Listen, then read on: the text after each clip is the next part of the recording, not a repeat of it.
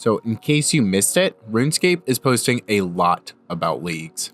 They have been promoting this leagues like non-stop, but honestly, I'm here for it. So today I'm going to be doing some AFK fishing, which is what I usually do while I'm editing videos, and we're going to be going over all of the things we know about Relics before Leagues releases this Wednesday.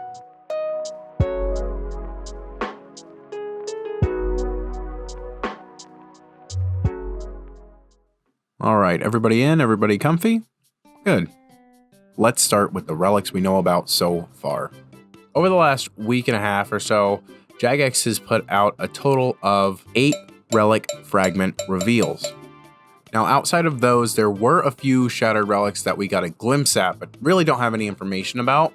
That came from the trailer for Twisted Leagues and the Jimmy video. I'll link those both in the description. And while we may not know what these shattered relics are going to do specifically, if Smooth Criminal does not give me a moonwalk emote, I'm quitting this game.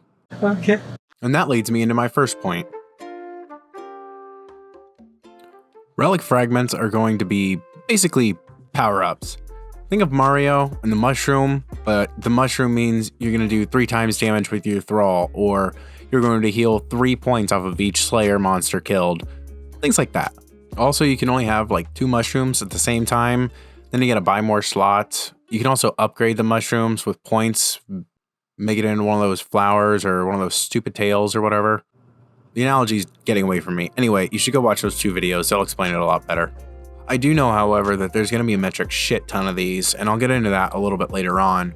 But one of the important things about these fragments is that when you gather enough of the right type, they are going to make up. So these relic fragments make up a bigger set bonus. And these set bonuses are going to give you drastic upgrades to your account. The 3 we know of currently are Endless Knowledge, Knife's Edge, and Last Recall. If you played Trailblazer Leagues or Deadman mode, that last one's going to sound very familiar. Now outside of these 3, this is going to be one of the biggest mysteries going into Shattered Relics. What are the set bonuses and how powerful are they actually going to be? Another wild card is how many relic fragments are going to make up a set bonus. I've seen as little as 3 to as many as 5. Now I'm going to throw out an idea here, and maybe I'm completely off base, but it seems like Jagex is taking the winning lessons from Deadman mode and applying them here.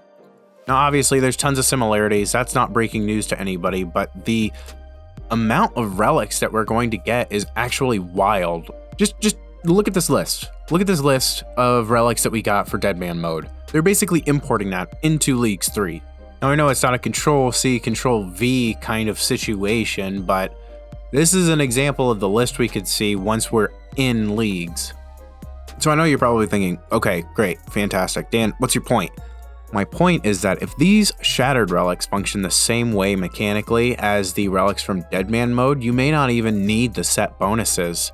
These are going to make things so broken, you're not even going to worry about switching your spellbook because you're going to have like infinite runes or 500 times damage or experience. Obviously that's a little tongue-in-cheek, I don't expect that, but you get the idea. Now that you know what the relic fragments are, how they function, and what you're going to do with them, how do you get it? So the mods touched on this briefly in a Q&A that they held not that long ago.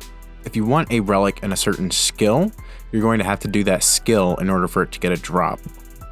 So for example, if you want the plank stretch relic, you are going to have to use construction in order to get that on a drop. Mod Oasis did say that it will have to roll on experience for that drop, so if you do not have a skill unlocked, it is not worth going for a relic in that skill. For magic, there's going to be both combat and non-combat relic shards. And in order to obtain them, you're going to need to roll on the table for either combat spells or for non-combat spells. We think. Pretty sure. I don't sound too confident. Quick example is if there is a relic that extends binds by chance, then you are going to need to cast Ice Barrage, Blood Burst, things of that nature in order to get that shard. On the other hand, if you want utility shards such as the Enchanted Jeweler shard, you're going to need to cast non-combat spells. And that is what we know so far about the relic fragments. The money-making videos in this playlist here. I also have the effect of Nexon and the OSRS economy right here. The next time you see me, I will probably be in leagues. Thanks for watching, guys, and happy scaping.